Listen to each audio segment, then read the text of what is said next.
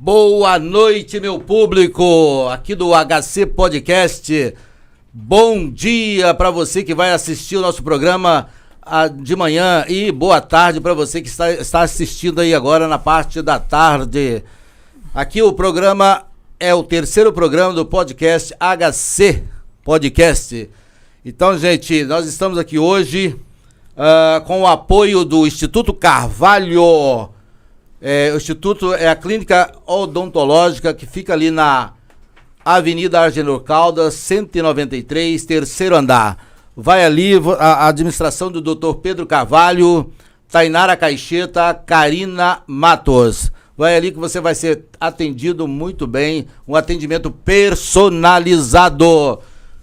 E nós temos também o apoio do Movimento Mulher Mais, um movimento que vem para modificar alguns paradigmas, para quebrar paradigmas aqui em Macaé.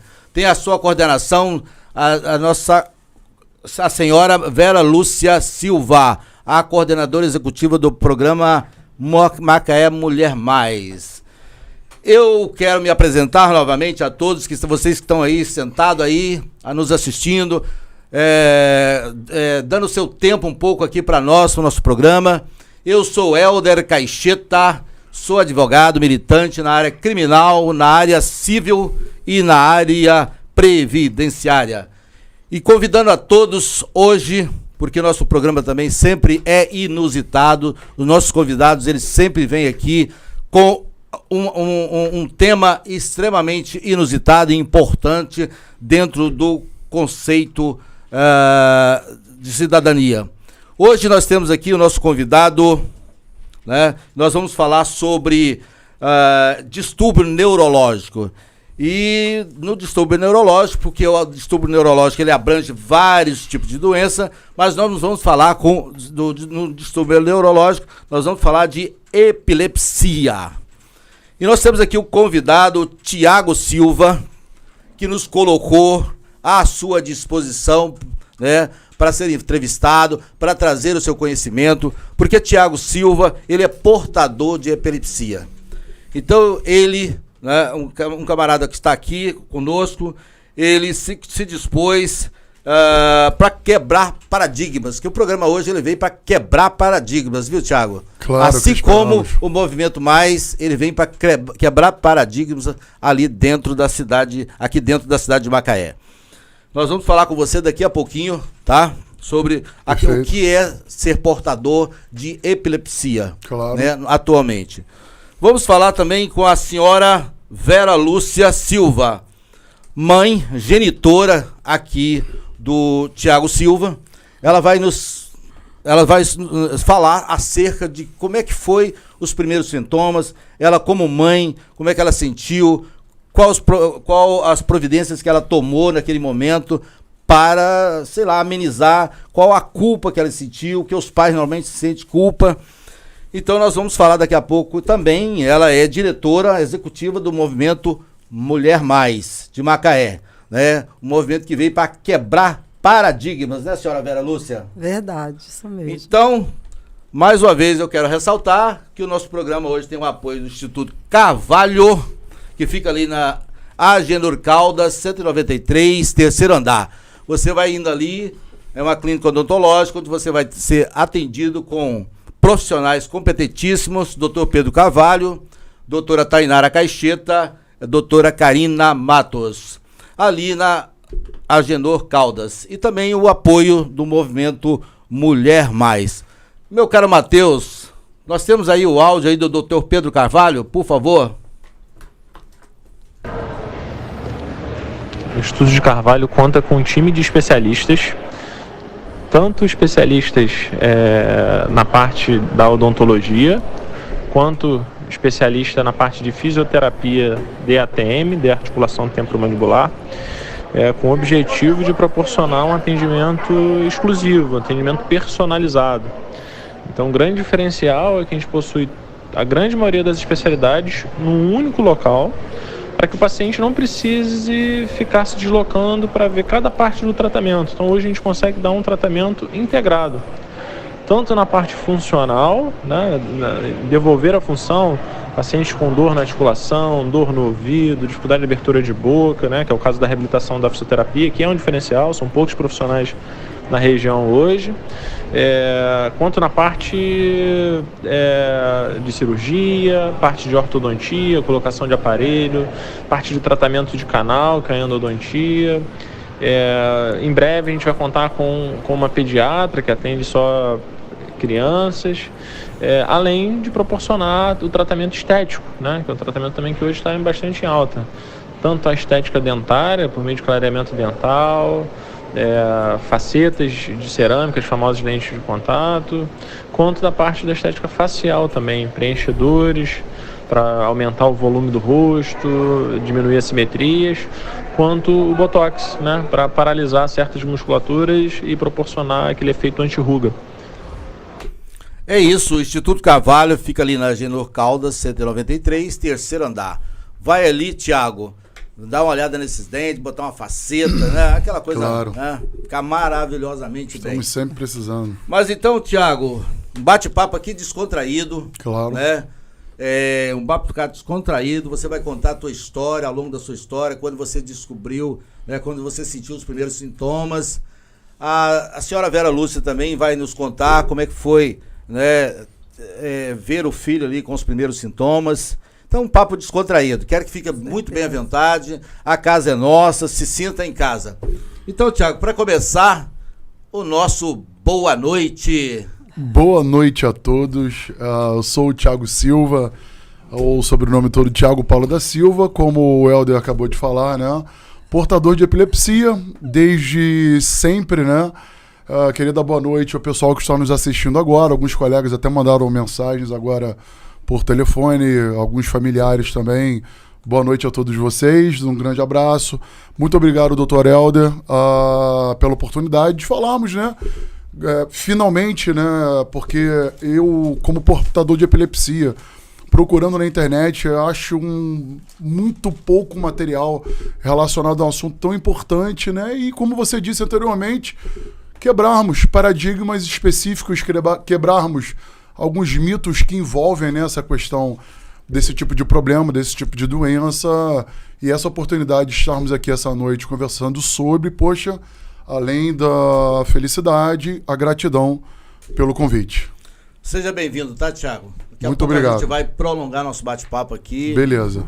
Senhora Vera Lúcia Silva, você como mãe, né, do Thiago Silva, seja bem-vinda. Obrigada, doutor Helder. Estou muito agradecida por essa oportunidade, né, que o programa HC, né, que o doutor Helder está nos dando, para que seja falado sobre esse assunto que a gente vê muitos mitos, né, muitas coisas que não condizem, né, ao epilético, e também falarmos um pouco dos direitos, né, do epilético. Quero agradecer aqui como mãe, como coordenadora, né, do MMM, né, Movimento Mulher Mais, em Macaé. E eu quero falar em nome de todas as mães, que muitas passam por isso, não conseguem entender, né, mas eu estou aqui para ajudar todas essas mulheres, todas essas mães a entender um pouco e ajudar, né, seus filhos ou qualquer pessoa que tenha dentro de casa com a epilepsia. E eu quero agradecer ao público, né, a todos que estão aí assistindo o programa do Dr. El, do podcast, né. Obrigada a todos mesmo que estão aí assistindo a gente bem de pertinho. Eu quero mandar um grande abraço para todos os amigos, todos os familiares. Um grande abraço também aos últimos entrevistados que o Dr. Helder teve aqui. Por sinal, quero parabenizar o senhor, porque foi um programa de grande relevância para Macaé, né? Onde a gente ouviu a secretária de Trabalho e Renda, Sabrina Nunes, ouvimos também o Jerry Santos, que é coordenador da UPA, e tanto a saúde quanto o trabalho e renda, um depende do outro, né? Então, a gente está falando aqui hoje também sobre saúde de qualquer forma, né? Muito obrigada. Seja bem-vinda, senhora Vera Lúcia. Tiago, você sabe, mais ou menos, segundo a estatística, existe no Brasil hoje entre 340 mil a 900 epiléticos, portadores de epilepsia. Pessoas que, de uma certa forma, levam a sua vida normal, mas também, de certa forma, estão com a sua saúde comprometida. E aí, Tiago? Vamos falar. E aí, como é que foi lá o primeiro momento que você descobriu que você era portador da epilepsia? Nasci com esse problema, né? Mas, claro, só depois de chegar a uma certa idade, né? Mais ali para a adolescência, é que eu começo a ter as lembranças, né? Até através de brincadeiras com meu primo, na época, eu começava a ter algumas crises elásticas, que nós vamos falar detalhados posteriormente, mas inicialmente eu comecei a entender... O que é crises elásticas? Crises elásticas são crises de riso, porque a epilepsia, né, quando fala essa palavra hoje, a palavra epilepsia só entendem e enxergam, a maioria das pessoas, não todas, é claro, a pessoa caindo no chão, convulsionando, né? Sendo que, claro, é apenas um dos sintomas, um dos tipos de epilepsia. Existe até a epilepsia emocional, o pessoal nunca deve ter escutado falar isso na vida, mas, por exemplo, o tipo de epilepsia que eu tenho apresentam 4 principais sintomas. Um deles, que é na verdade, o que menos acontece comparado aos outros, é a crise convulsiva. Mas a crise elástica, como você acabou de perguntar, é uma crise de riso momentânea. Por exemplo, estou aqui conversando com você. Agora, se eu tiver uma crise elástica, eu vou liberar uma quantidade do hormônio do riso extraordinária e vou sentir uma vontade descontrolada de começar a rir muito, do meu rosto ficar vermelho. E muitos, claro, não conhecendo do problema, podem até... O que está acontecendo? Por que esse cara está rindo? Estão debochando de onde ele tirou isso? mim. Estão debochando de mim. Não, nem conheço o cara direito, o cara está conversando comigo e já está rindo da minha cara. Não. Apesar de ser uma pessoa, né, bem brincalhona, até trato com os meus colegas e até tem alguns colegas vendo, brinco muito com relação a isso, né? Para não ficar aquele clima ruim, claro. Né? Mas são sintomas que, vamos dizer assim, a maioria das pessoas nunca ouviram falar. Como, por exemplo, a ausência de memória total, ausência parcial de memória. Se quiser que eu entre depois em detalhes sobre cada Sim, nós vamos detalhar. A gente vai entrar falando mais sobre. Senhora Vera Lúcia, e como é que foi você vê ali os primeiros sintomas? Qual o procedimento de vocês ali nos primeiros sintomas, quando vocês verificaram algo diferente no Tiago? Na verdade, doutor Helder, quando tudo começou, eu não sabia que era epilepsia. Não sabia o que era crise elástica, eu não sabia, né? E ele começou com umas ausências de memória. A gente estava conversando e, de repente, parava tudo. E logo ele voltava e começava a conversar de novo. Eu fiquei sem entender, né, aquilo, e a gente ainda passou um bom tempo ainda querendo entender, achando que era coisa de criança, né? E, na verdade, não era, né? Aí foi quando procuramos um neurocirurgião, um neuropediatra, e fomos a vários médicos, até chegar um médico que falou pra gente: o seu filho sofre de um tipo raro de epilepsia.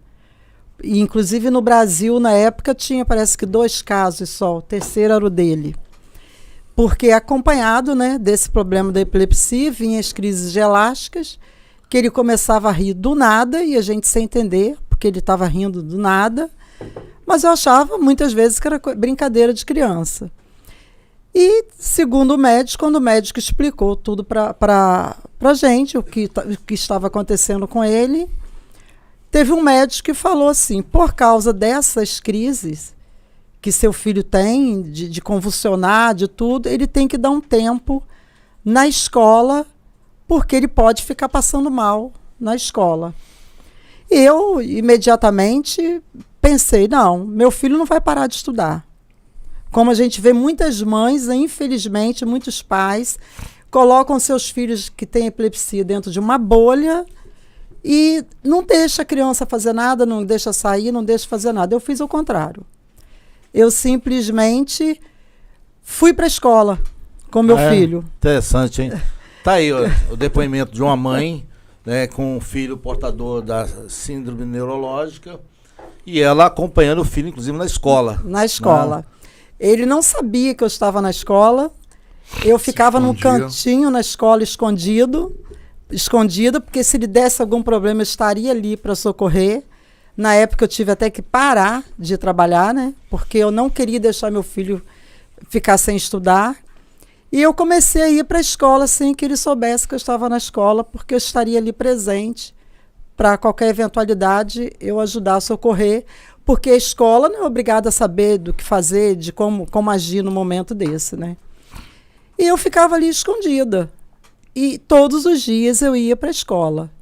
Quando dava a hora da saída da escola, eu ia para a frente da escola e esperava ele lá na frente, como se eu tivesse acabado de chegar. Inclusive tem um relato, né, muito interessante de uma escola, até muito bem conceituada em Macaé, que eu passei para a direção da escola o problema do meu filho, porque ele poderia rir a qualquer momento dentro de sala de aula, ter essas crises de riso, ele poderia convulsionar, ele poderia fazer qualquer coisa assim, né? E a direção da escola parece que não passou para a professora o que acontecia com ele. E, de repente, eu na escola, eu via muitas vezes meu filho na hora do recreio, eu lá escondidinha, e muitas vezes via o meu filho sentado, calado, sem brincar, sem participar, sem interagir, sem nada. Eu comecei a observar aquilo muitos dias acontecendo, né? E ele não falava nada. E um dia, por isso que foi bom eu participar da escola, eu ir para a escola, porque eu pude ver o que acontecia.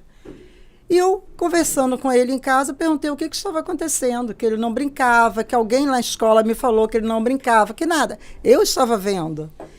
E ele falou para mim, tia, me bota de castigo, fala que eu não posso brincar, que eu não posso fazer nada disso, porque eu debochei dela, fiquei rindo na escola e eu estava rindo dela.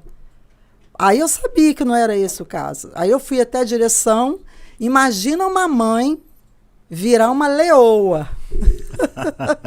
Mas isso 99,9% das mães fazem. E o seu caso era bem diferente, né? Era diferenciado. Né? Não, e as mães não têm esse conhecimento. Muitas tiram da escola porque acham que o filho não pode realmente estudar.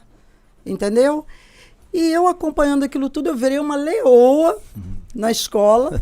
Falei, eu passei o problema do Tiago para a direção, e a direção não passou para a professora, então meu filho está de castigo, porque ele simplesmente começa a rir do nada, ninguém sabia por quê. A professora não era obrigada a saber, mas a direção tinha que ter passado tudo.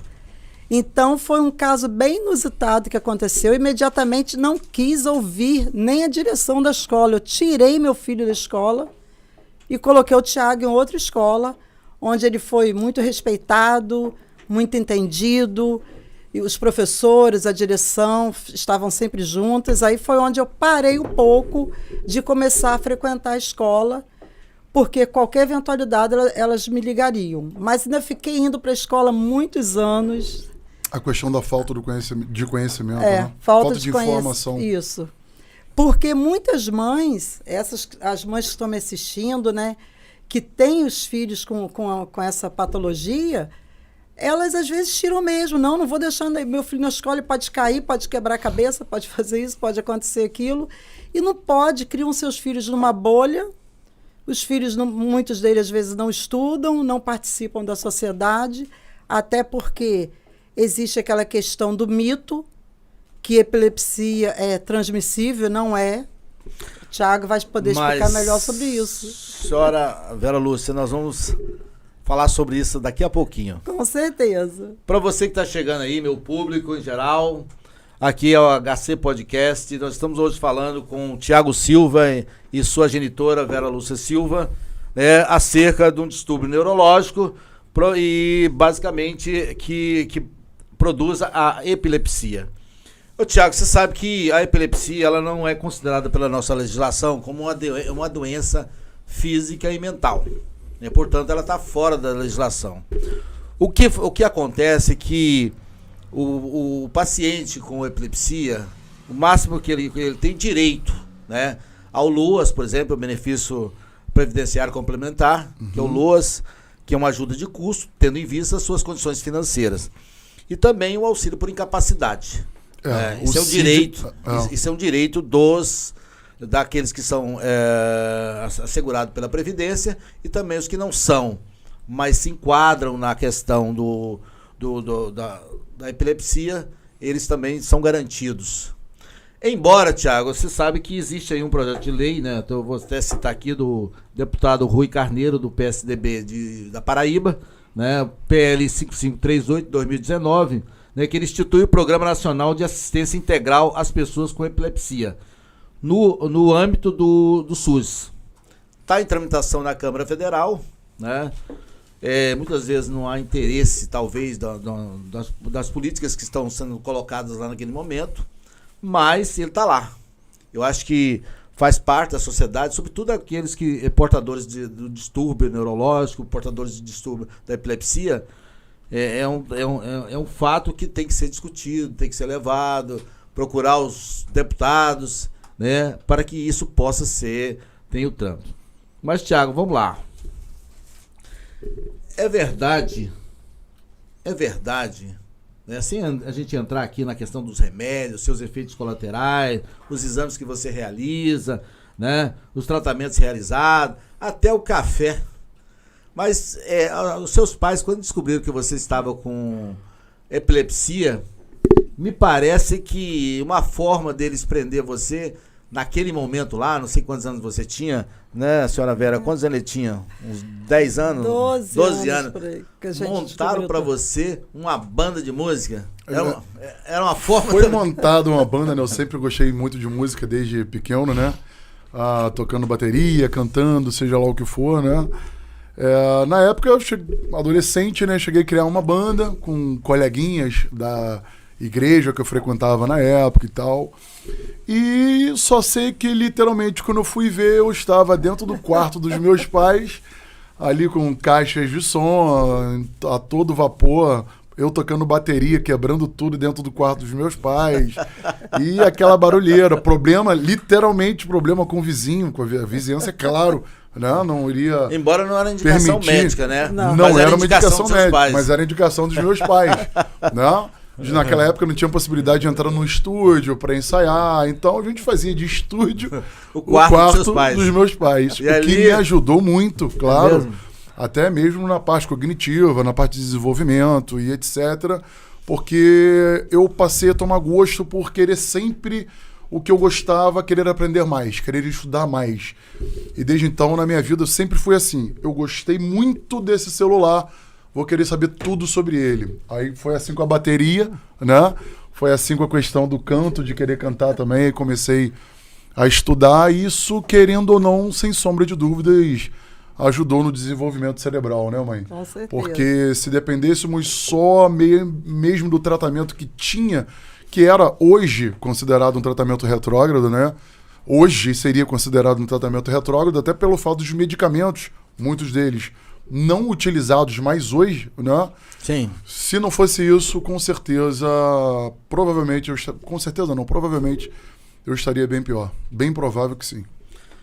De forma bem inusitada, teus pais providenciaram uma terapia, né? Sim. Não indicada pelos médicos, mas uma musicoterapia que não existia na época. Não existia, exatamente. E aí, ali você descontraía, brincava, né? Cantava. Sim. Surrava aqueles tambores ali, muita coisa. Né? Às vezes dava raiva, né? Sim. Surrava os tambores. Acabava com os ouvidos dos meus pais e do ouvido dos vizinhos também, né? Coitados.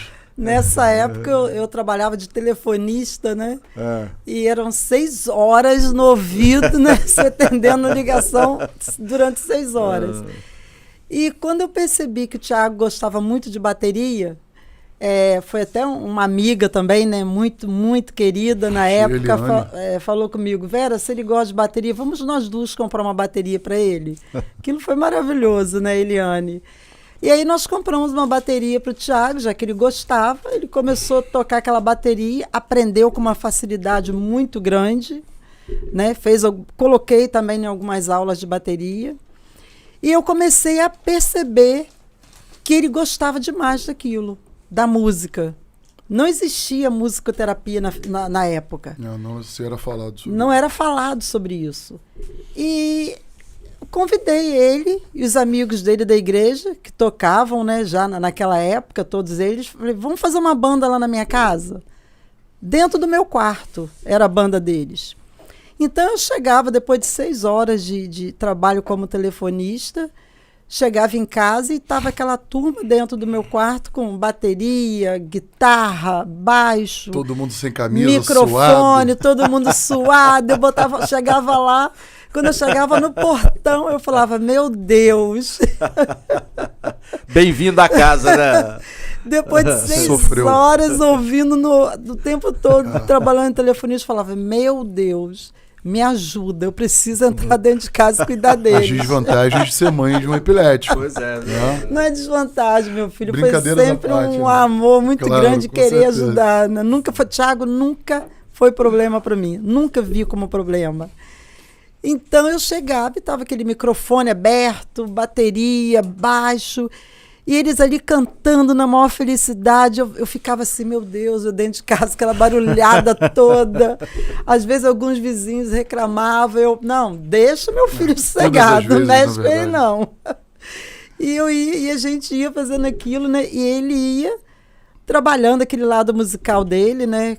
Até hoje canta muito bem, né? Apesar de eu não gostar muito mais de cantar, mas Coisa de canta mãe, né? muito bem. Coisa de mãe, nada. Mas foi um filho, assim, sempre foi muito estudioso, muito dedicado e vive a vida dele sem medo, até brinca com o problema dele. Infelizmente, a gente não vê acontecer isso em muitas casas, né? Muitas dessas crianças, desses adultos, né? Perdem a sua vida toda ali dentro de casa sem poder fazer nada, porque é uma coisa assustadora mesmo. É uma preocupação muito grande, né? Para os pais. Eu entendo muitas mães, mas eu tentei sair fora do contexto aí que tem que segurar, que tem que prender, porque ele pode cair na rua, porque ele não pode isso, não pode. Pode sim. Meu filho podia tudo, eu só acompanhava. Mas, sem estar Thiago, por perto. Tanto posso como já caí várias vezes na rua. Às vezes. mas tem até história no futebol aí, mas nós vamos conversar Depois depois. a gente Né? conta sobre essa história do História futebol. do futebol, né? Ah. Mas, Thiago, e a questão do preconceito, cara? Porque eu vivi numa época, fui jovem numa época, hoje eu tenho um acúmulo de juventude, né? Nós temos um acúmulo de juventude, Tem que mas eu fui pensar jovem, assim. bem mais jovem do que A você. idade está Exatamente. E lá naquela época, lá no meu interiorzão de Goiás, alô Goiás, né? Alô mamãe. Lá no interiorzão de Goiás, a gente via as pessoas com convulsão epilética. Caía ali, né? E as pessoas chegavam e diziam, olha, não encosta não, porque essa baba aí, ela é contagiosa. Exatamente. Literalmente no mesmo... E às vezes aquela pessoa vinha até a óbito. Por quê? Porque você não resguardava a cabeça da pessoa ali e ela continuava batendo ali. Enfim, tinha mais lesão do que, né? Ela lesionava muito mais. Thiago, e aí esses preconceitos, como é que foi? Então... Como é que você enfrentou esses paradigmas? Na verdade é um paradigma, Sim, né? com certeza, com certeza. Na verdade eu fui encarar o problema, né, de forma mais tranquila. Se tornou mais fácil para mim depois ali por volta de 22, 23 anos de idade, que a cabeça começou a amadurecer um pouco mais, né, que eu comecei a encarar de forma bem mais tranquila, de forma bem mais leve, porque eu tinha assim, vamos dizer assim, uma tristeza, uma angústia com relação a, poxa, meus colegas não têm, acaba acontecendo isso, poxa, eu tô com vergonha disso, eu tô com vergonha daquilo, porque se acontecer, meus colegas vão ver acontecendo, eu convulsionando, se acontecer de eu acabar dando uma crise de riso ou uma ausência de memória, os meus colegas vão me zoar. Então, quando se é adolescente, quando não se tem uma maturidade, você, claro, acaba tendo, para um jovem, uma dificuldade com relação a encarar aquilo. Os paradigmas sempre existiram, os mitos, nível, literalmente, manga com leite mata, né? Mais ou menos nesse nível, os mitos, né? E mitos esses devido à absurda falta de conhecimento. Exatamente. Que até eu e minha família tínhamos, né? Também não tínhamos, igual hoje, se tem menos falta de conhecimento pelo fato do acesso fácil a qualquer um à internet, só puxar o celular o meu caso do daquela bolso época, e pegar a informação. Da senhora Vera, não tinha internet, né? Então a gente ouvia alguém falar e aí Exatamente. a gente até não se Eu tinha- passei por esse período, hoje eu tenho 35 anos, sou de 86, então eu cheguei a passar por um período mediano, mas passei por um período como esse. A questão do que você até comentou, né? Poxa, a pessoa caiu no chão, convulsionou, deixa aí, né? Porque se você encostar na baba, vai pegar.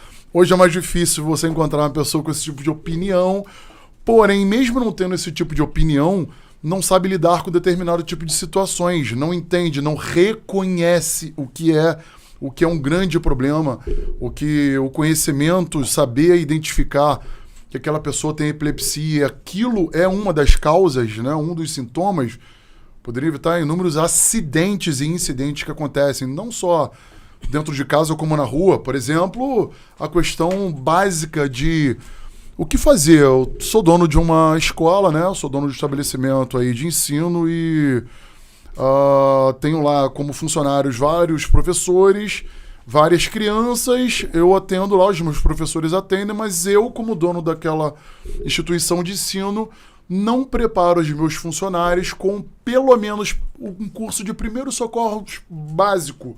Não os preparo. Uma criança tem uma crise convulsiva. Como uma professora, como qualquer pessoa vai saber lidar com aquilo? O que fazer? Coisa que era, claro, para ser colocado no nosso ensino primário ou no nosso ensino fundamental, né, no Brasil e no mundo afora. Alguns países, poucos deles têm, mas não, infelizmente, não temos esse tipo de conhecimento. E nem chega a ser algo interessante de procurarem saber. Devido a este fato, incidente e acidentes graves acabam acontecendo. Literalmente, uma crise convulsiva, que era só para lateralizar a pessoa, segurar a sua cabeça, manter a cabeça da pessoa ali com a palma da mão, para que ela não fique batendo e se machucando, e só aguardar, enquanto, claro, outra pessoa está ligando para uma ambulância, para o bombeiro, para a vida toda, né, aparato ali necessário. Tipo, não acontece isso. E acabam alguns epiléticos vindo literalmente a óbito devido à não prestação da coisa básica, que é a questão dos primeiros socorros. Se você quiser, depois a gente pode detalhar um pouco sobre o que fazer e como reconhecer os sintomas e pré-sintomas nesses casos, entendeu? A você que está chegando agora no nosso podcast HC, eu sou Hélder Caixeta, sou advogado, criminalista, previdenciário, civil. E nós estamos aqui conversando hoje com o Tiago Silva e a senhora, sua genitora, Vera Lúcia Silva, né? Num bate-papo aqui descontraído, nós estamos falando de epilepsia, que o entrevistado, o Tiago Silva, ele é portador de epilepsia. E a sua genitora está aqui dando os depoimentos. Muito brilhante o depoimento da mãe, emocionante. É uma mãe que ela pegou realmente no coração do filho, né?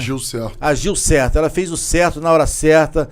E você, eu tô percebendo o seguinte, isso, embora isso é uma pedra na sua vida, né? Mas você tá transformando isso num conhecimento. Eu tô percebendo que você tá dando uma aula aqui para nós, não só de conhecimento, mas também de sabedoria, porque você vive o problema. Né? Como eu te disse, né? Passei a encarar melhor depois dos 22 anos de idade, porque nós, portadores de epilepsia, agora falando, né, no âmbito aí pro público, né, que está nos assistindo ou vai ver esse vídeo posteriormente, a gente só tem que entender uma coisa. É o que passa na minha cabeça, é o que eu botei como meta de vida. Eu tenho duas escolhas, né? Viver bem com o problema ou ficar mal devido ao problema e continuar com o problema. Logo, não vai adiantar de nada viver mal com aquele problema e continuar o tendo. Logo, passei a escolher viver bem com o problema. E vou te falar... Bela escolha, hein? Mudou 99% da minha vida escolher viver bem com o problema. Até porque passei a ter vamos dizer assim, emocional muito melhor. Não que não continue sendo um problema, como você acabou de dizer agora, continua sendo um problema em várias áreas, em vários quesitos, né? Seja ele social, profissional, isso acaba acontecendo, mas a escolha tem que ser escolher viver bem tendo esse tipo de problema, porque o problema não vai deixar de existir. Então, o mínimo que eu, portador do problema, posso fazer. O nosso programa está aqui hoje entrevistando Thiago Silva e Vera Lúcia Silva, a sua mãe, e tem o apoio do Instituto Carvalho, que fica ali na General Caldas, 193, terceiro andar. Você ali vai ser atendido ali pelo Dr. Pedro Carvalho, Tainara Caixeta e Karina Matos, né, um atendimento personalizado. Então procure ali para você resolver seu problema odontológico. É ali na Clínica Instituto Carvalho. E também nós temos o apoio hoje também do Movimento Mulheres Mais, empoderadas, empreendedora e feminina, que tem a nossa coordenadora, também a sua mãe, Vera Lúcia Silva, né? Na frente desse trabalho belíssimo, que certamente está começando e vai ser um sucesso, vai fazer diferença, vai quebrar paradigma na cidade de Macaé. E esse é o objetivo. E a gente tem fé, né, que isso tudo vai acontecer. Thiago, você toma muito remédio? Muitos. Para controlar? Além da quantidade, né, a questão das dosagens, né? Claro, como sempre, qualquer tipo de problema... eu vou até pedir um pouquinho mais de água também, que a minha acabou. Obrigado, Juliano. Comecei tomando apenas um medicamento. Logo, as crises não foram, né, controladas. Vamos para aumentar a dose desse mesmo medicamento. Não foram controladas as crises. Vamos aumentar a dose desse medicamento. Não foram controladas. Então, vou fazer o seguinte, ao invés de aumentar a dose, vamos também, né, colocar aí mais vezes ao dia. Não vai tomar uma vez ao dia, agora serão 2, depois para 3. Logo, continuaram não sendo controladas, né? Diferente do que muitos órgãos pensam, né? Tomou medicamento, controlou, né? Não é assim que funciona. Vamos passar para o segundo medicamento, só que não iremos tirar o primeiro. Vamos continuar, vamos ficar agora com 2 medicamentos. Por exemplo, hoje, só para você ter uma ideia, eu tomo o fenitoína 100mg, né? Que é o Idantal.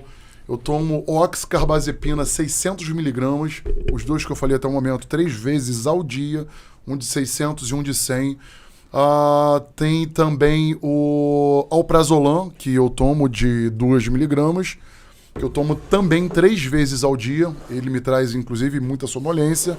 Se você parar para analisar, eu tomo aí diariamente mais de 1.800mg de remédio, de medicamentos, tendo também o Idantal, o Trileptal e o Lamotrigina. É tanto medicamento que às vezes a gente acaba esquecendo. Que é o Lamitor, né? Porque a gente fica com o nome do medicamento devido ao laboratório. Mas a fórmula química é o Lamotrigina.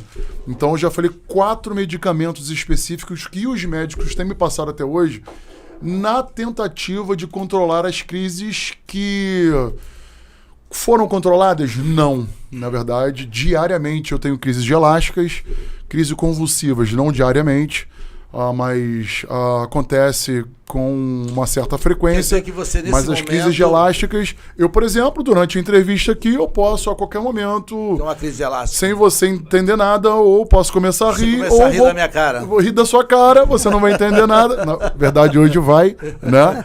E o pior seria, na verdade, ter a crise de ausência parcial de memória. Eu tô conversando com você de boa, do nada você vai ver só eu ficar olhando pro nada, ao Léo, né? Ficar repetindo muitos movimentos, né, labiais, falando coisa com coisa, droga, e tipo, você falar e eu não faço literalmente, a menor ideia do que você vai estar falando. Eu costumo até pro público entender como funciona uma crise de ausência parcial. Se estivermos eu e você e mais 2 pessoas na mesa de um restaurante, eu tiver uma ausência de memória. Um dos 3 me brincou, né? Um dos 3 com uma brincadeira, deu um tapa no meu rosto.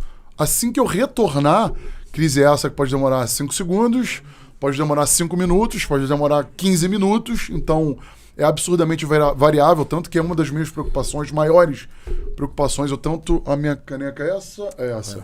Muito obrigado. Uma das maiores preocupações é exatamente essa. Sempre quando eu retorno, eu pergunto para a pessoa que está perto de mim, né?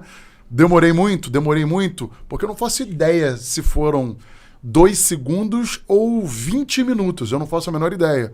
E voltando ao exemplo para o público entender, essa ausência parcial de memória causada por esse amartoma hipotalâmico, né, que é um tumor benigno, porém benigno pelo fato de não se enraizar, mas ele sim emite impulsos elétricos, causando assim as crises, né, de epilepsia no modo geral.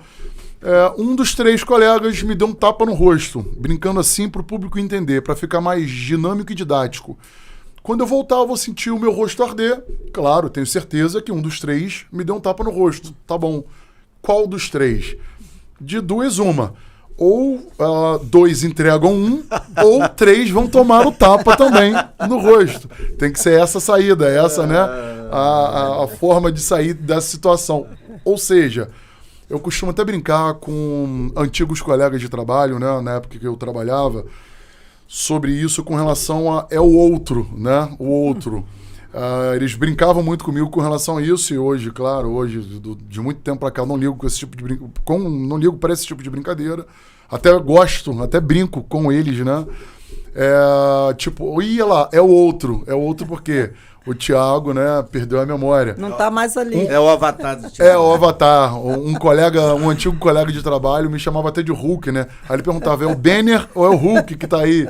O Hulk é quando eu perdi a memória, né? Incontrolável. O Banner, mas, Thiago, né, é o seguinte, é o normal. Eu tenho certeza que quem toma esse tanto de remédio, ele tem o lado bom, né? Que é resolver o problema das suas convulsões.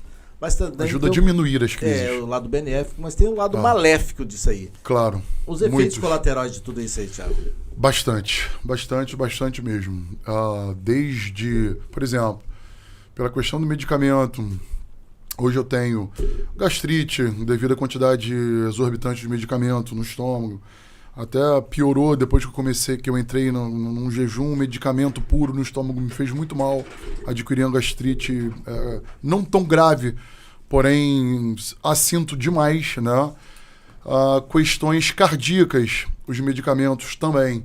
Também já fui parar no hospital por ter uma disritmia cardíaca. Até hoje eu sinto, eu tenho mania o tempo inteiro, onde eu estou lá uma vez ou outra, eu coloco a mão aqui para verificar o batimento cardíaco, verifico que a frequência dele não está normal, desde gastrite, arritmia cardíaca, a questão hepática mesmo, né? Por exemplo, existe um problema chamado hepatite medicamentosa, né? A questão do fígado, trazer um problema grave para o fígado, isso daí renal, menos pior por eu ser um camarada que bebo água o tempo inteiro. Mas a questão do fígado me preocupa muito e isso sim pode trazer. E fora que não deixa de dar a possibilidade, de continuar tendo a possibilidade da epilepsia, do meu problema, futuramente se tornar um outro problema mais grave, como, por exemplo, um Alzheimer. Claro, palavras, né, dos médicos, porque eu aproveito quando estou com eles, aproveito para tirar todas essas dúvidas futuras, dúvidas atuais, questões de, por exemplo, também o trileptal, que é o oxcarbazepina. Eu estou olhando essa caneca aqui, logo assim que eu o tomo, o de 600 miligramas, estou tentando lembrar até o nome técnico, não lembro agora, mas eu posso olhar essa caneca e, ao olhar para a mesma, vê-la em duplicidade. Vejo 2 canecas. Efeito colateral do remédio. Literalmente estou olhando para a caneca e estou vendo 2, mas eu sei que é porque eu acabei de tomar o medicamento, ele começou a fazer efeito. Logo depois de 5, 10 minutos, volto a enxergar uma caneca de forma normal. Coisas muito loucas, né? Para quem nunca fez ideia, nunca normal, ouviu. Né? Para nós somos normais. Para nós somos normais, né? Meu público, nós estamos entrevistando aqui nosso amigo Thiago Silva e a senhora, sua mãe, Vera Lúcia Silva. E aqueles que o telefone está aberto aí, está aqui na tela aqui para vocês. É só ligar, fazer a pergunta aí pro Thiago, fazer a pergunta aí para sua mãe. E nós temos um áudio aqui agora, Thiago. Nós vamos ouvir esse áudio. Vamos lá. Vamos lá, Matheus.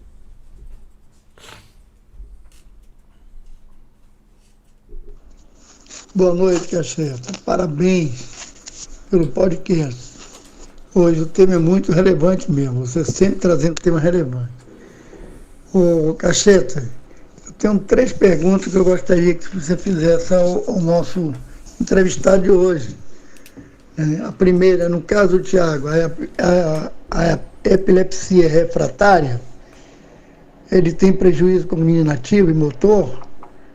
Gera algum comprometimento na vida cotidiana desse rapaz? Como a epilepsia representa, às vezes, um problema sério para arranjar ou manter um emprego? No meu entender, as empresas fazem restrições quando fazem o exame admissional e são discriminatórias, pois acabam não contratando sem dizer o motivo. Isso acontece, Tiago? Jorge Guimarães, meu amigo Jorge Guimarães. Um abraço ao Jorge. Né? Homem sábio, inteligente.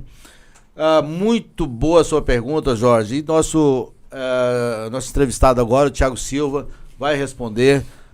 Continua assim, Jorge. Pode mandar as perguntas, nós estamos aí. Nosso público está aí para lhe ouvir também.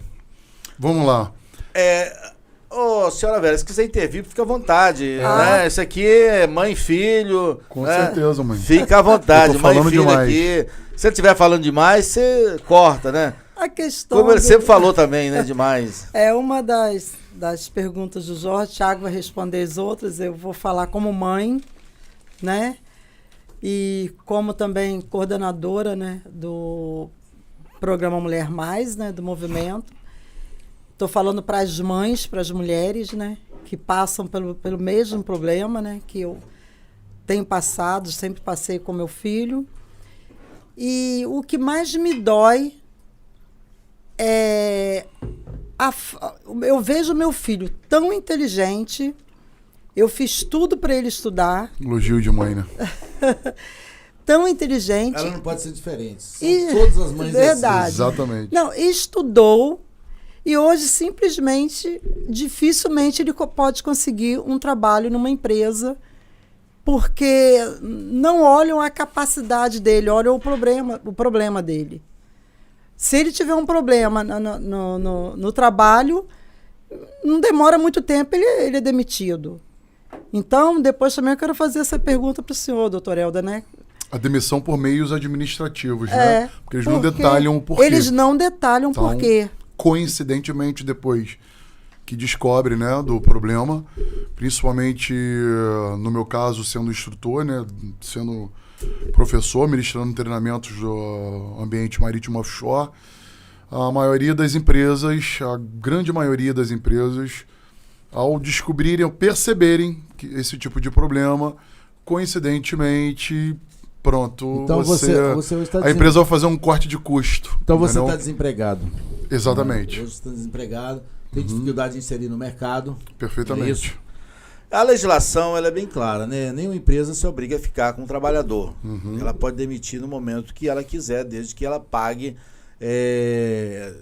as suas verbas rescisórias e contratuais. É claro que tem alguns requisitos que impedem da demissão, mas não a demissão por justa causa. Né? Alguns requisitos como cipista, o cara é cipista, ele não pode ser demitido. Sofreu um acidente na empresa, ele tem uma estabilidade por um ano. Né? O sindicalista ele também tem a sua estabilidade até para poder exercer a sua atividade. Mas a empresa, desde que ela pague as suas verbas rescisórias e contratuais, ela pode dispensar o trabalhador a hora que ela quiser. Né? Não há garantia. Na questão da epilepsia, ela não se enquadra na legislação brasileira como uma doença, os portadores de epilepsia não se enquadram na legislação como uma doença física e mental. Portanto, as empresas elas fazem isso que você está falando, elas demitem, né, administrativamente, sob a alegação de corte de custos, né, porque elas podem demitir dessa forma, desde que paguem. Mas o Jorge deixou a pergunta muito sábia, muito inteligente. Continua respondendo aí para o nosso amigo Jorge. Um abraço, Jorge! Você perguntou, grande Jorge, se ela é refratária, se ela traz algum problema cognitivo, motor. Primeiro que as próprias crises em si, né? A própria crise convulsiva, a própria crise gelástica, que são as crises de riso, a própria ausência de memória, a total, a parcial, depois eu vou entrar nesses âmbitos, nesse mérito aí, me aprofundar um pouquinho mais para entenderem. melhor forma, isso já é algo que vem atrapalhar, sim, no meio cognitivo, totalmente. Por exemplo, logo após eu ter uma ausência total de memória, a última coisa que retorna é a fala. Tanto que eu fico super preocupado tentando falar ali, vejo que ainda não estou conseguindo, já estou completamente consciente, estou, tipo, por exemplo, aqui no podcast, sei que estou em Rio das Ostras, sei que estou dando uma entrevista, mas a fala não condiz com o que o cérebro já sabe. Então, sim, querendo ou não, respondendo sua pergunta aí, atrapalha-se no meio cognitivo. Não é algo permanente, mas a longo prazo, sim, pode se tornar. A questão da fala, não. Por exemplo, um neurocirurgião muito conceituado lá do Rio de Janeiro, daquele hospital que eu não me ver o nome agora. Inclusive, as duas canecas eu lembrei o nome, Diplopia. Estava tentando lembrar o nome e agora veio. Ao hospital que, na verdade, íamos lá no Rio de Janeiro, na época, quando era mais novo, ele informou, né, que isso pode, a longo prazo, depois que eu tiver mais velho, pode, não será, não tem como ter certeza, mas existe em casos de epilepsia que lá para frente, devido a medicamentos e ausências e quedas e etc., pode até se tornar um Alzheimer, né? Posso passar a ser portador, depois dos meus 70, 80 anos de idade, de Alzheimer. Então são algumas coisas que deixam a gente um pouco preocupados. Não, por agora. Vou deixar para me preocupar quando tiver essa idade, né? Porque senão não vivo, né? Mas sim, a questão cognitiva, o Jorge, né? O nome dele. Isso. Sim, atrapalha bastante. Não só as próprias crises em si, quanto posterior a elas. E a longo prazo, respondendo essa sua pergunta. E como a minha mãe comentou, com relação ao lado profissional, claro, né, o empreendedor, o empresário, ele tem total direito de manter uma pessoa com ou sem epilepsia dentro da sua empresa, mas como eu disse, a gigante maioria das empresas não tem uma visão no quesito qual será a maioria, não todas, óbvio, né, mas a gigante maioria, qual será a capacidade desse profissional. Esse profissional é bom, esse profissional não é? Não. Apenas descobrem que tem epilepsia, porque até eu como professor, como instrutor, na maioria dos casos, quando eu dava aula, quando eu ainda estava empregado, eu tinha que falar para a turma que literalmente, olha só pessoal, a gente vai estar, até eu falava de forma descontraída, não ligue se eu estiver aqui ensinando sobre Cospas Sarsat para vocês, sobre Iridium, sobre Inmarsat, matérias extras comentadas no treinamento que eu ministro, e do nada eu parar de falar com vocês. Logo, perdi a memória. Eu sou o portador de epilepsia, para o pessoal não ficar assustado, porque erroneamente no início da minha carreira como professor, como instrutor, eu tinha vergonha de falar. Erroneamente. Comecei literalmente com os 22 anos que eu comentei com você. E eu não falava com vergonha e piorava a situação, porque depois que acontecia, quando eu voltava, já tinha enfermeira na minha sala, porque aluno, meu Deus, ele vai cair no chão, ele vai passar mal, ele vai infartar, porque eu estou perguntando, ele não está respondendo, ele só está suando frio. Ele não me responde, chama enfermeiro, chama enfermeira, chama médico. Aí, né, que algumas empresas acabavam descobrindo o meu problema, que os alunos, claro, preocupados, ficava aquele alvoroço em sala de aula. Então, não, claro, peguei a estratégia de sempre, pode acontecer isso, pode acontecer aquilo, não se preocupem, nada vai acontecer. Depois de 1 minuto, 2 minutos, 3 minutos, não importa, pode demorar até 5 minutos, ou até mais, ou pode ser 1 segundo, eu vou retornar e, literalmente, a memória volta ao normal, senão eu não continuaria dando aula para vocês, não teria o conhecimento e poderia administrar o treinamento para vocês. Vamos voltar para o quadro e para a matéria e continuar. Vou brincar, vou fazer algumas piadas antes com vocês com relação ao meu problema, né? E depois a gente vai continuar com a matéria. Então, eu tive que começar a fazer isso para não deixar os alunos, na época que eu ministrava o treinamento, antes de perder a última vez o emprego, devido, né, a isto, com certeza. Então, eu sempre tomei essa estratégia. Tive que falar para os alunos para eles não ficarem assustados. E nessa, as empresas acabavam descobrindo, como respondendo a pergunta do Jorge, e coincidentemente havia corte de custos, vamos dizer assim, né? Pois é, gente, esse programa hoje, podcast HC Podcast, né? Isso é pelas altas horas agora, já 10 e pouco, né? Então a gente está um pouco cansado, né, senhora Vera e Tiago? Como advogado previdenciário, o Tiago é meu cliente, né? É meu cliente e a gente está fazendo um trabalho aí interessante, né? Que busca realmente resguardar e dar proteção ao portador de epilepsia. Tiago, eu quero entrar num tema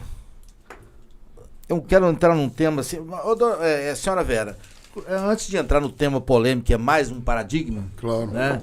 Como é que eram os tratamentos realizados pelo Tiago? Como é que vocês lá, seu marido, qual era o procedimento que vocês faziam? Era simplesmente só levar ao médico ou tinha alguma outra terapia alternativa? Não, a terapia alternativa que tinha fomos nós que inventamos, na época, a música. A música, né? Eu percebi que ele gostava de música, falei, é nisso aí que a gente vai ajudá-lo, né? Era a única terapia, porque naquela época não existia muito essa questão de terapia, né, para o portador de epilepsia, não tinha muito isso. Então a gente fazia, dava os remédios, quando ele tinha uma crise a gente só colocava de lado e segurava a cabeça para não ficar batendo a cabeça no chão ou qualquer lugar que ele estivesse. E era assim, eu não vou dizer que não era uma coisa que nos assustava, até hoje. É uma preocupação quando isso acontece, porque ele pode cair, ter uma crise em qualquer lugar, a qualquer momento, é uma preocupação que existe.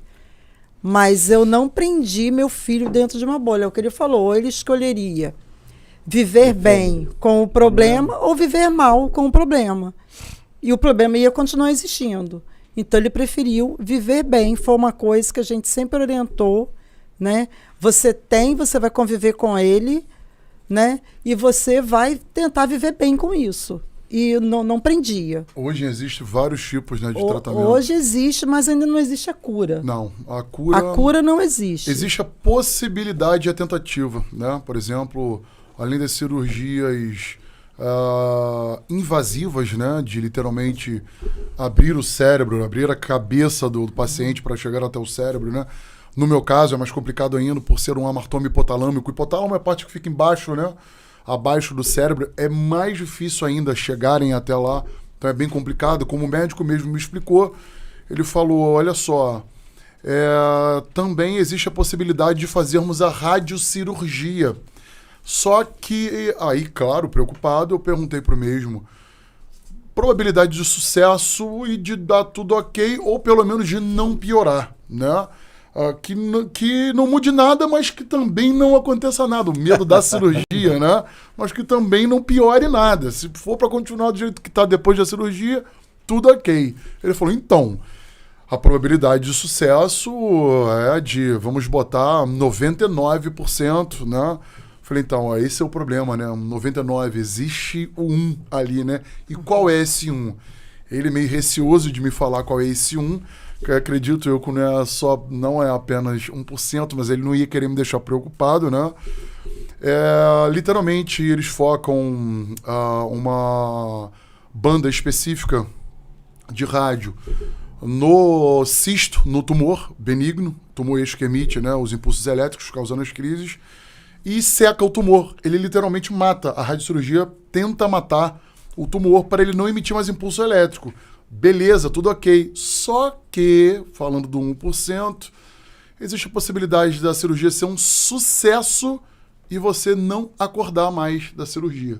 Ali você vai ficar em estado vegetativo o resto da sua vida. Bom, então entre escolher ter a chance de sucesso de 99% e não sucesso 1, porém ela existe, como eu sempre digo, improvável, mas não impossível, já que eu estou vivendo relativamente bem, eu considero assim o meu estado de vida, já que eu estou com todos os problemas... A quantidade de remédio, todos os problemas colaterais... Com todos os remédios, problemas colaterais, preconceitos e etc., eu prefiro não piorar a situação, não dar essa possibilidade de piorar essa situação. Então eu escolhi não tentar fazer essa cirurgia. Perfeito. O nosso programa tem o apoio do Movimento Mulheres Mais, Empoderadas, Empreendedora e Feminina, né? Tem a sua coordenadora executiva, a Vera Lúcia Silva. Também tem o apoio do Instituto Carvalho, que fica ali na Agenor Caldas, 193, terceiro andar. Você ali vai ser atendido pelo Dr. Pedro Carvalho, Tainara Caixeta e Karina Matos. Tiago, como o nosso programa hoje, senhora Vera, a gente está discutindo e quebrando paradigmas, porque é um tema inusitado, é um tema que realmente... Claro. Que muitas mães, como você falou aqui, escondem os seus filhos, sobretudo quando são novos, quando elas têm ascensão sobre eles. Mas depois, quando cresce, é outra coisa. Mas as mães escondem esse tipo de problema, porque além de ser uma questão perturbadora para os pais, também é o mito, em função daquilo que a gente está discutindo aqui, da ignorância das pessoas, né? Mas como a gente está quebrando paradigmas, esse programa aqui veio bem, né? Quebrando paradigmas, é o que o Movimento Mulher Mais vai fazer, quebrando paradigmas, né? Através da coordenação de Vera Lúcia e Jorge Guimarães, grande mestre Jorge Guimarães, aquele abraço. Obrigada, Jorge. Obrigado, Jorge. Sempre presente aí. Tem um tema novo que é a questão do canabidiol. Aproveitando ao nosso público que está aí assistindo, existe uma questão também inusitada, né? A liberação através de um recurso de HC, um salvo-conduto concedido em recurso de HC, do STJ, da sexta turma do STJ, aonde ela concede o salvo-conduta a 3 pacientes. Os pacientes, um é portador de uma ansiedade exacerbada, né? O outro também é de uma ansiedade menor, mas também difícil de cura, ou realmente não está encontrando a solução. E o outro é o tratamento de câncer, né? A sexta turma, a alegação da sexta turma, a alegação ali do ministro relator, é de que o nosso Código Penal ele está um pouco ultrapassado, ele trata somente das questões da utilização da cannabis sativa para fins de alegria, de fazer festa, essa coisa. E aí realmente é uma conduta ilícita. Um problema, uma enorme... Agora, não se discute a questão, né? A questão da medicina. Se discute só no Brasil, né? Exatamente. Daí, né? Então a sexta turma, e muito bem o relator, entendeu dessa forma, que esses 3 pacientes estavam tendo dificuldades da importação do canabidiol, tendo em vista que a própria Anvisa já tinha autorizado, já tinha autorização, mas havia essa dificuldade da importação. E numa brilhante relatoria lá do ministro, concedeu esse salvo-conduta, onde os 3 pacientes vão poder fiscalizar, declaro, e quero deixar bem claro aqui que nós não estamos fazendo apologia à droga, pelo contrário, nós estamos falando sobre uma decisão do STJ em que, né, ele entende que a questão de saúde é prioridade.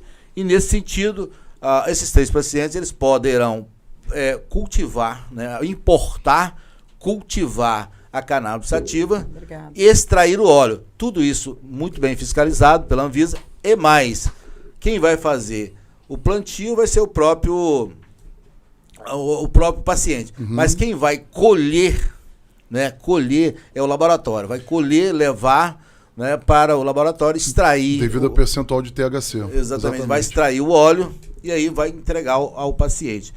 Esse salvo-conduta para que as autoridades judiciárias não venham a persegui-lo. Exatamente. Até na última consulta, né, que eu fui, não vou citar o nome do médico por questões, né, de bom senso, ele comentou comigo que estava pensando em literalmente tentar, lá vou eu, né, para o próximo medicamento, o tratamento com canabidiol. A canabidiol que eu já venho lendo sobre há muito tempo, porque desde quando começou a ser falado, isso lá nos Estados Unidos, um dos primeiros países que começou a utilizar a questão do óleo, né, da cannabis, né, a questão do THC específico, eles demoraram até para chegar num percentual específico e chegar à conclusão de esse percentual é o ideal.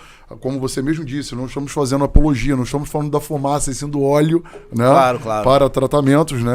Então, ele falou que estava pensando sim em utilizar o canabidiol. Porém, eu encontraria muitas barreiras judiciais com relação a conseguir importar tal medicamento, seja lá de onde for. Tipo, pensamento e coisas muito retrógradas da nossa justiça, né? Ou até mesmo, talvez, falta de conhecimento. O que eu acho que não, devido ao Ministério da Saúde existir. Mas o porquê nós aqui no Brasil, você saberia explicar melhor do que eu, porque nós aqui no Brasil ainda continuamos com essa relutância com relação a trazer e liberar determinado tipo de medicamento e ou plantio para um laboratório poder liberar com o THC específico e outras substâncias contidas no óleo da cannabis para um paciente tratar de um tipo de problema específico. No programa anterior aqui eu vi o Dr. Matheus Medeiros, é isso, Matheus? Dr. Matheus Medeiros, ele falando muito bem do canabidiol, ele indicando para pacientes com autismo. Serve para várias coisas. Autismo, eu achei interessante. Alzheimer, autismo. Inclusive... foram comprovadas curas de Alzheimer com canabidiol. Um desses pacientes que concedeu o salvo-conduta do STJ está tratando de câncer, né? Uma modalidade ali de câncer que realmente tem efeito positivo no uso do canabidiol. E você, o médico está usando? Como é que é? Então, eu vou retornar na consulta com o mesmo, e é bem provável que ele vai querer me receitar, porém, como ele mesmo ressaltou, vou precisar de você, porque vou enfrentar barreiras aí jurídicas com relação a querer adquirir o medicamento. Medicamento eixo não liberado, né? Por nenhuma parte de nenhum tipo de governo. Na minha opinião, um dos maiores problemas é principalmente a questão do preço do medicamento, né? Os que eu tomo já são muito caros, os medicamentos, e eu me encontro aí desempregado, passando por situações de ter que contar com familiares e etc, e amigos, né? Muitas das vezes, os meus medicamentos já são caros. Este é mais ainda, caros só para quem não ouviu falar e nem não pesquisou, pode pesquisar aí agora na internet, um frasco aí com, em média, de 350 a 400 ml, podendo chegar a mais de R$1.100 e tendo que enfrentar todas as barreiras jurídicas aí, judiciais, né? É verdade, Vera Lúcia, que o projeto Mulher Mais, ele também tem uma política voltada para políticas públicas e, sobretudo, a questão das farmácias, porque o Tiago estava me relatando que nas farmácias públicas não tem o remédio. Não tem todos os remédios. E o Movimento Mulher Mais, ele também tem uma política voltada para isso aí. Não tem. Infelizmente, né, alguns medicamentos não são liberados, né, para farmácia popular, e aí entra todo um trâmite de serviço social, é um enfrentamento muito grande para a gente conseguir o remédio. Então, a dificuldade é tão grande, já tentei algumas vezes, que a gente decidiu, né, reunir a família e comprar os remédios, porque só existe um medicamento que ele toma. Coincidentemente, o mais barato é o que é encontrado. O mais barato é o que é encontrado. O mais caro, que possui menos efeitos colaterais, literalmente nunca o encontramos. Na verdade, até no âmbito privado, também eu tenho encontrado bastante dificuldade de encontrar o medicamento. Oxcarbazepina, que é um dos principais, que eu tomo de 600 miligramas. Seguinte, e se ficar sem tomar o remédio assim uns 2-3 dias? A convulsão é certa. É certa? Certo. Até tomando acontece, entendeu? Só que a probabilidade aumenta muito, né? Não tomando o medicamento. Então 5 remédios por dia? Não, são 9, 10, 11, 12. 12 medicamentos por dia. Estou contando quantidade de comprimidos, não quantidade de miligramas. 12 comprimidos por dia. Qualidade diferente? Ou mesmo... São 4 medicamentos diferentes. Tá. Phenytoína, oxcarbazepina, o lamotrigina e o alprazolam. Inclusive, eu queria fazer um apelo, né, ao nosso prefeito maravilhoso. Só para ressaltar. Gente, olha, esquecemos. Peço desculpas ao nosso público. A Vera Lúcia também é do Conselho Municipal, é conselheira do Conselho Municipal de Saúde, né, atuante. Agora sim, eu vou fazer a pergunta, já que, né, falha aí, mas, né, se perdoa. como é que é a política lá do nosso prefeito Elbert Rezende em relação ao Conselho Municipal de Saúde? Vocês têm entrosado bem ali? Ele tem atendido vocês? Muito. Queremos até agradecer, né, ao nosso prefeito, o Elbert. Hoje eu estou conselheira, né, do Conselho Municipal de Saúde, e ele tem nos atendido assim, a todas as reivindicações do Conselho de Saúde, da população que leva até o Conselho de Saúde. O nosso prefeito Elbert está de parabéns, porque podemos sempre contar com ele. Sempre. Eu queria até fazer um apelo para ele, esse prefeito maravilhoso que nós temos em Macaé. Eu sei que esses remédios, né, que o Tiago toma, né, e uma grande parte dos portadores de epilepsia não conseguem tomar os remédios que o Tiago toma, porque é muita dificuldade mesmo, não existe na farmacinha popular. Então eu sei que depende também da verba do governo, não é da prefeitura. Mas eu queria fazer um apelo aí ao nosso prefeito Elbert. Olha mais por esse pessoal aí que tem epilepsia, eles precisam muito desse remédio, tá? Eu quero te agradecer mesmo por tudo que o senhor já tem feito na cidade. O senhor está de parabéns, e fazer esse apelo aí que nos ajude aí também nessa questão da epilepsia, para tornar a vida desses meninos, dessas meninas, desses senhores, dessas senhoras mais agradável, né? Podendo se tratar mais. Muito obrigada, prefeito. Muito obrigada por tudo. Prefeito, olha só. Semana passada, no nosso podcast, Vera Lúcia, nós tivemos aqui a Sabrina. Eu assisti. Assistiu? A Sabrina, secretária de Renda e Trabalho da cidade de Macaé. Nós tínhamos aqui também o Gerry, né? Gerry Santos, que é o coordenador da UPA do Lagomar. Exatamente. Prefeito Elbert Rezende, você está convidado a participar do nosso podcast. O podcast é todo seu, tá? Portas estão abertas. Vem falar aqui das políticas públicas, da questão da saúde, do transporte, das obras públicas, né? Por sinal, o Macaé está com bastante obras lá, a gente anda e verifica isso. A questão ambiental. Enfim, as secretarias, as demais secretarias, todos estão convidados aqui a participar conosco aqui, dar a sua informação, prestar esse trabalho ao cidadão macaense. O podcast HC Caixeta está aberto aqui a todos. O nosso programa já está caminhando, né? Já caminhou bastante, né? Eu acho que o Thiago Silva ele deu uma aula. Ele deu uma aula, viu, Vera? Eu acho que ele aprendeu. O problema trouxe a ele um conhecimento fantástico. Onde ele está dando aqui todo um depoimento para esse nosso público aí, em geral, de como é o comportamento de uma pessoa portador da epilepsia. Ele está nos ensinando, né, como é que você trata uma pessoa com portador, como é que os remédios, os efeitos colaterais, enfim, como é que é o seu dia a dia. Tiago, você é casado? Casado com a Nancy, que provavelmente está até me assistindo agora. Mandar um beijo para minha esposa, a amo, e para o meu filhão que está em casa. Não poderia perder essa oportunidade. Né? Sou casado, sim, e tenho um filho de 6 anos. Né? Minha esposa trabalha, né? Tenho uma vida relativamente normal, vamos dizer assim, com aquela minha aceitação, claro, como eu já havia dito para você. E vida que segue, a gente continua matando um leão por dia. Continuo correndo atrás, continuo estudando, não paro, né? Nem vou parar devido a isso, mas as dificuldades, elas caminham juntas. São grandes, né? Caminham juntas. Nancy, aquele abraço aí. Pedrão, olha, quem sabe um dia você vai ser botafoguense mesmo, né? Melhor agora não. O botafoguense está um pouco baixo. Eu não posso deixar. E a avó? Como vó.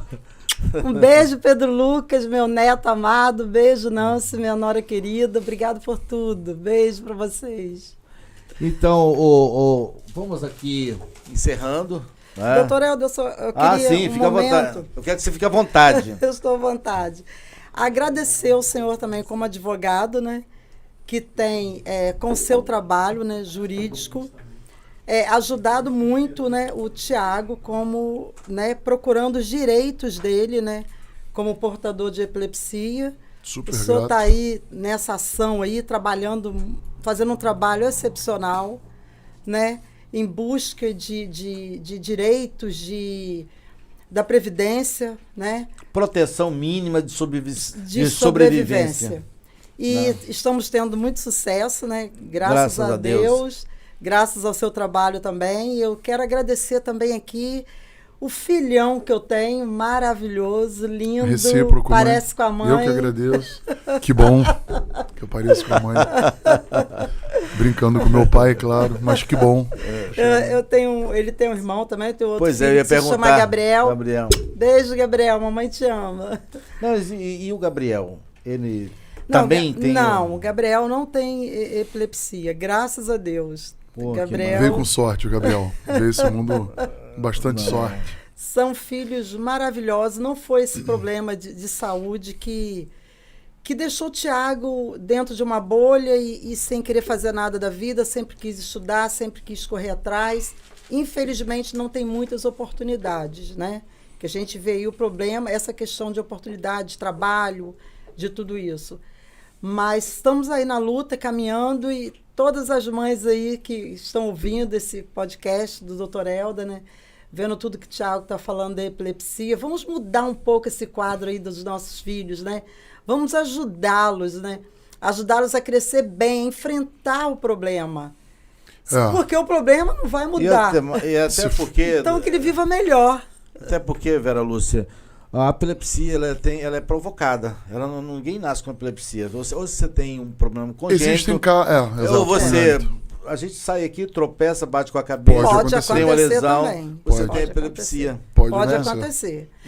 Em qualquer idade. Em qualquer idade. Pode acontecer. Então é uma questão que todos nós, seres humanos, temos que ter consciência que isso pode acontecer com qualquer um de nós. Certeza. Qualquer um. Né? Se você ver alguém tendo uma convulsão, né, epilética, não corra. Não é contagiosa. A epilepsia, isso é um mito, ela não é contagiosa, tá bom? É só você lateralizar a pessoa e segurar um pouquinho a cabeça dela para que ela não fique batendo a cabeça no chão. Enquanto isso, alguém chamar nada a de ambulância. Colocar a mão na boca, nada Por disso. favor, não tenta desenrolar Nada a língua, não tente colocar madeira, não tente botar meia. Eu já vi casos... Por eu acompanhar muito esses casos durante todos esses anos, eu já vi caso de uma mãe matar um filho sem saber, por falta de conhecimento. Ela encheu a boca do filho com uma meia, para ele não morder a língua, e ele morreu sufocado. Por fim, Vera Lúcia... Então, que a gente tenha esse cuidado aí. As suas considerações finais. O microfone é seu. Muito obrigada, doutor Helder, né, por esse convite tão especial aí, de poder fazer todo esse esclarecimento para as mães, né? Do Thiago fazer todos esses esclarecimentos, né? Em relação ao que ele sente e tudo que ele passa e tá vencendo a cada dia, porque meu filho é um grande guerreiro. Eu quero agradecer muito ao senhor por estar aí também nesse processo, lutando com o Thiago para que ele tenha melhores, né, condições de direitos, né, que ele precisa ter, e todos os portadores de epilepsia e muitas outras patologias. Muito obrigada, doutor Helder, muito obrigado à Rota 22 por estar aqui participando junto com o senhor. E o programa está aberto para a sua entrevista agora com o Movimento Mulher Mais. Bem lembrado. Você está convidado aqui, você e o Jorge. Jorge, olha, vocês estão convidados aqui para as próximas oportunidades que vocês quiserem. Estão abertas aqui as portas do podcast HC, né? Eu queria aproveitar para falar na inauguração do MMM, né? Movimento Mulher Mais, acontecerá no dia 10 de agosto, na cafeteria Lafayette. Desculpa, gente, mas eu vou mandar o convite para todo mundo.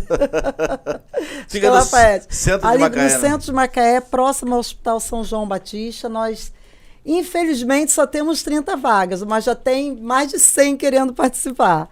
Então, vai ser um movimento que vai movimentar muito toda a parte de empreendedorismo, toda a parte de empoderamento da mulher, e nós vamos ter também, né, a diretoria, né, diretor jurídico. Jurídico também, que o doutor Helder também será o diretor jurídico do MMM. E o propósito é unir todas por todas. Vamos estar todas juntas, uma fazendo pela outra, falando sobre seus direitos, falando sobre trabalho. Teremos cursos gratuitos também, onde você vai pagar só o seu certificado. E vai ser um movimento em Macaé para somar com todas as mulheres. Muito obrigada. Tiagão, permita-me falar assim, né? Porque você Claro. tá além das proporções do brasileiro comum, né? Porque eu sou baixinho, né? E aí, Tiagão, como é que é? As suas considerações finais. De antemão, já estou deixando aqui os microfones para você aberto em outra oportunidade, Claro. que você quiser Doutor Helder, comparecer. Thiago esqueceu de um futebol também, que ele participou uma vez. Pois é. Se quiser, se tiver tempo, se quiser eu conto. Caso contrário, Não, eu a vou gente deixa contar pra isso aqui. próxima. Essa tem que contar, né? Eu vou contar. Tiago, né, centroavante, jogador de potencial, né? Super potencial. Só potencial. Pega a bola veio para ele, tá? Exatamente. Eu aqui tô como narrador, né? Pega a bola, Thiago chega na entrada da área, gol praticamente livre, era só tocar pro fundo da rede. Só chutar, Thiago- eu e o goleiro, Thiago para e sai rindo. do nada, Do para nada e parou sai rindo. e sai rindo. E a galera chuta. E cadê o Thiago chutando? Nada do Thiago Thiago chutar. tava rindo. Tava Aí, rindo. as Teve pessoas- ausência parcial de memória. A ausência parcial e crise de elástica também. Crise né? de elástica. E aí, Exatamente. ninguém entendeu nada. Achou Ninguém que ele entendeu tava comemorando o absolutamente gol antes mesmo E de a ter bola feito, parada. e a bola ali. parada. Exatamente. Muita gente pode não estar entendendo que a gente ri desse problema. É claro. Né? É. Mas tem que viver. Não pode ficar triste, chorando, e o problema vai continuar existindo. Exatamente. Então Minha- vamos enfrentá-lo. Minhas considerações finais, claro, né? Mais uma vez a gratidão, né? Pelo convite e por estar me ajudando com relação a correr atrás de todos os meus direitos. E claro, eu sou obrigado a deixar um recado para os meus colegas portadores de epilepsia, minhas colegas portadores de epilepsia. Não desistam, corram atrás, procurem um bom advogado, procure o Dr. Helder Caixeta, né? Vai ter aí com certeza o link com o contato, vai ter nas considerações. Mas procure um bom advogado para correr atrás dos seus direitos, porque sim, nós temos esses direitos e nos é cortado. Porém, se ficarmos em casa, né, só infelizmente sofrendo e lamentando devido ao